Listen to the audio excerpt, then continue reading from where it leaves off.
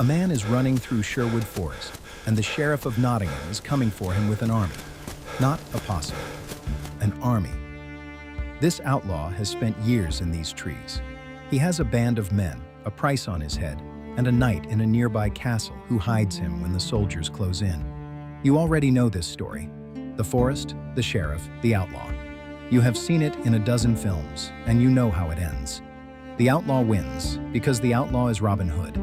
Except this was a real hunt, in a real forest, and the man they were chasing was not called Robin Hood.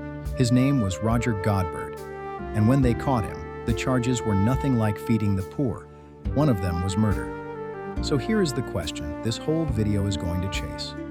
Who was the real Robin Hood? Who was the actual man behind the legend? For 700 years, people have tried to answer that, digging through court rolls and prison records, looking for him. Some were sure they had found him, right there, in that forest, with that sheriff on his heels. So that is what we are going to do together. Follow the trail, suspect by suspect, until by the end of this we know who was really hiding in the greenwood.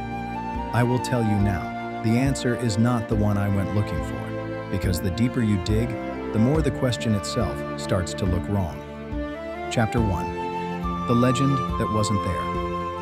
Start with the Robin Hood you already carry in your head, because almost none of it is as old as you think.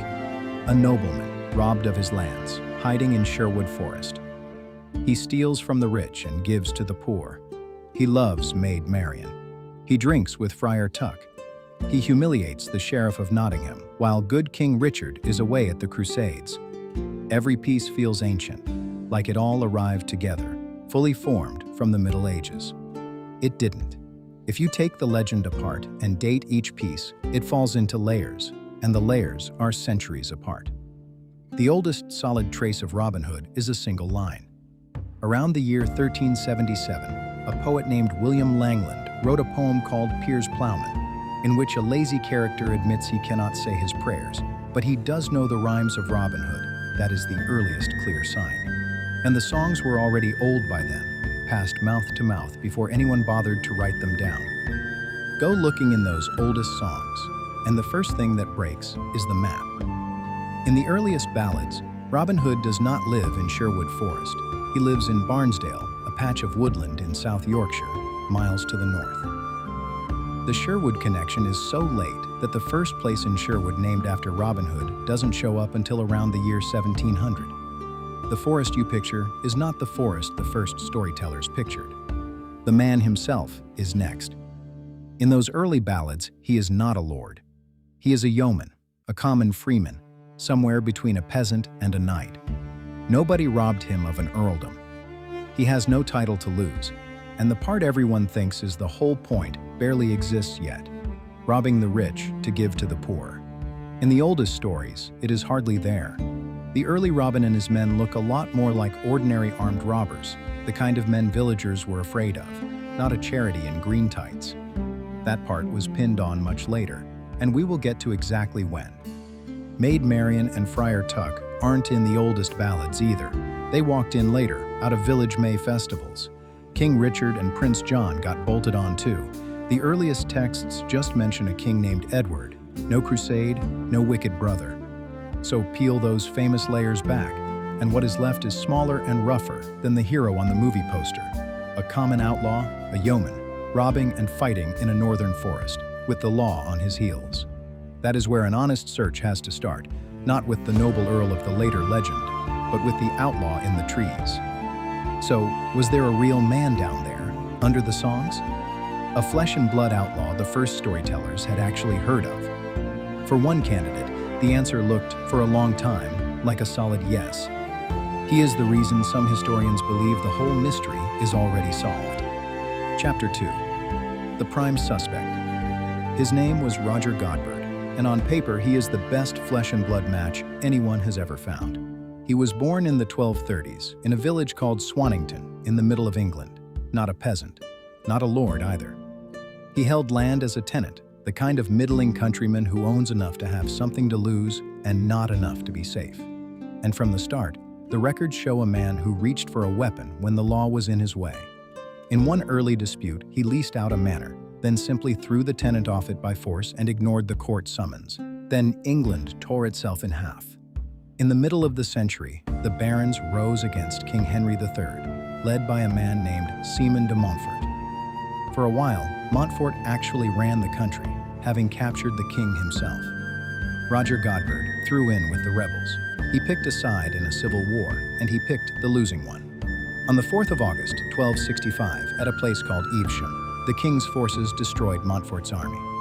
Montfort was killed and hacked apart on the field, and the men who had followed him were now, overnight, enemies of the crown. Later that year, Roger Godberd was outlawed, not for a crime in the ordinary sense, for being on the wrong side. And that detail has a strange echo. Nearly 2 centuries later, a Scottish chronicler named Walter Bower wrote that Robin Hood too first became an outlaw as a fugitive from exactly this war. Same rebellion, same defeat. A man outlawed not for greed, but for backing the wrong lord and losing. Godberd was pardoned once, got his land back, and then went straight back to the greenwood, because whatever he was not a man who stayed pardoned. And this is where his story starts to sound less like history and more like a ballad. He is thought to have based himself in a forest and gathered a band of followers around him, other men with nowhere left to go. Popular retellings put 100 men under him, though that number is a guess more than a record. And the forest people name is the one you were expecting, Sherwood. On the edge of it, Nottingham. If you like a real mystery taken apart, clue by clue, that is what I do here every couple of weeks, so stick around. Because the deeper we go into Godberd, the more this neat little case is going to crack. He needed protection, and he got it from exactly the right kind of man, a knight. His name was Fulk. He owned a castle, and he used it to shelter Godberd and his outlaws when the hunt got close. When the crown finally leaned on him, Fulk gave the castle up rather than hand the outlaws over. And the old ballads of Robin Hood carry a knight just like Fulk, a lord who rescues Robin and hides him inside his castle walls from the sheriff. And chasing him, leading the soldiers through the trees, was the Sheriff of Nottingham himself, a man named Reginald de Grey, given the specific task of bringing Godberd down. The sheriff, the forest, the outlaw. It is the exact triangle of the legend, except this time it left paperwork. Which is why, for a long time, some people thought the search was over. They were wrong, and the reason is ugly. Chapter 3. The crack in the case. Because here is what Roger Godberd actually did in that forest. And it is not what Robin Hood is supposed to do. He did not rob the rich to feed the poor. He robbed and burned and killed. The charges that follow him through the court rolls are burglary, arson, and murder across county after county, as far as Wiltshire. His men were not a relief fund.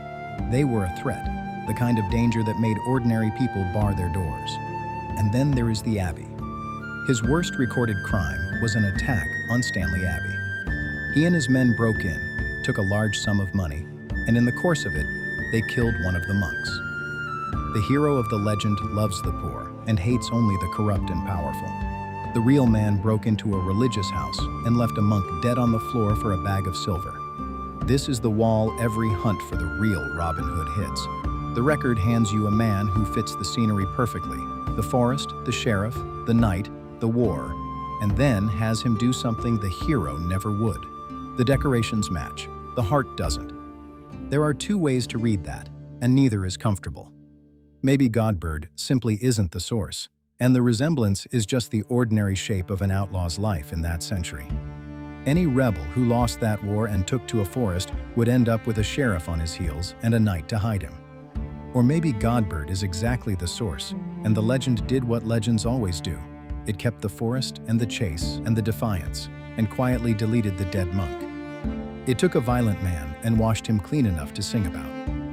For a long time, the argument stopped right there, stuck between those 2 options. And then a historian found something in a different record entirely that changed what the whole question even means. But before that, you have to see that Godberd was never the only suspect. He was just the best dressed one. Chapter 4. The others in the lineup. Because if you go looking for men whose real lives leaked into the Robin Hood stories, you find more than one. And some of them left fingerprints right on the ballads.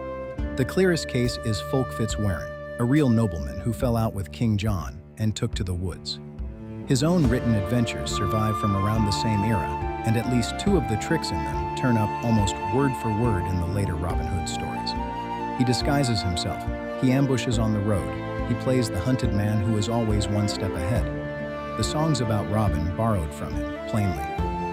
Then there is Eustace the Monk, who left the cloister to become a mercenary and a pirate, and made a whole career of it. In his tales, he is a master of disguise, dressing as a potter, a pilgrim, a charcoal burner, even a woman to slip past his enemies.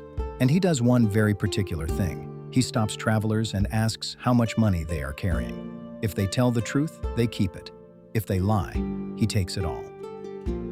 There is a Robin Hood story where Robin does exactly that, testing a guest's honesty over the contents of his purse. The same trick, handed down. And these two are just the famous cases. Go back further, and you find Hereward, an English rebel who sneaks into an enemy stronghold disguised as a potter, exactly like the ballad Robin Hood and the Potter. The old records hold still more men called Robert or Robin Hood, and other forest heroes like Adam Bell and the outlaw Gamelin, all feeding the same stream of stories. The pattern is hard to miss. These were real men, every one of them, and not one of them is Robin Hood. The legend reached into several of their lives, pulled out the best moments, a disguise here, a road ambush there, a test of honesty, and stitched them onto one figure. Robin Hood isn't the biography of any single outlaw. He is a scrapbook of all of them, which is a strong hint about what was really going on. And the proof, the thing that turns the hint into something solid, was hiding in a tax record from before Roger Godberd was even famous. Chapter 5. The Twist in the Record. The find belongs to a historian named David Crook, working through medieval legal rolls, the dry accounts of who owed what and who was wanted for what. In a roll from the year 1262, he came across a fugitive, a man from Berkshire, wanted for theft and for sheltering thieves. In one entry, the man is recorded under his real name, William, son of Robert the Smith. He had run, and he had been outlawed, ordinary stuff. There were thousands like him. But when a clerk wrote the man up a second time, he did something strange. He crossed out the real name, and in its place, he wrote William Robehod. Robehod, Robin Hood. The clerk didn't know this man's name was Robin Hood because it wasn't. He changed it on purpose. He had a runaway outlaw in front of him, and he reached for a nickname that everyone in the room would understand, the way you might call a small-time crook a wise guy today. To that clerk, in 1262, Robehod already meant outlaw. It was a label you could stick on any wanted man and be understood. And the dates are the whole point. This entry is from 1262. Roger Godberd, our best suspect, was still a free man then, minding his farm. He would not be outlawed for another 3 years, and he would not reach that forest until years after that. So the first time we can catch a real person being called Robin Hood, it is not a hero at all. It is a clerk's insult, slapped onto an anonymous thief, before the man we think started all of it had done a single thing. That is the twist, and it quietly dismantles the whole search. Because if Robehod was already a generic word for outlaw by 1262, then people were not naming outlaws after one famous Robin Hood. There may never have been a first single Robin Hood at all. The name and the idea of the forest outlaw were already loose in the culture, ready to land on Godberd, on William the Smith's son, on anyone who ran to the trees. We have been searching for the one man who started it all. The record is telling us there was no one man. There was a roll, and the roll came first. Chapter 6. The Man We Made Him. So if no single outlaw was Robin Hood, where did the hero come from? Because a scrapbook of thieves does not explain why we love him. The answer is that we built him slowly, and we can watch it happen. The medieval Robin was already a fantasy, but a rougher one. A yeoman who beat the system, humbled proud churchmen, and made fools of sheriffs. He was a wish, not a memory. He gave ordinary people the pleasure of watching a common man win against the powerful, in an age when a common man almost never did. Then, in 1598, a playwright named Anthony Munday sat down to write him for the London stage. And Munday made 2 changes that stuck forever. He gave Robin a title, turned the common yeoman into a fallen nobleman, the Earl of Huntingdon, because a lord in exile was a better part for a theater. And he leaned hard into a line he had read in an older book, the idea that Robin took from the rich to give to the poor and made it the center of the character. That is the moment, not the Middle Ages.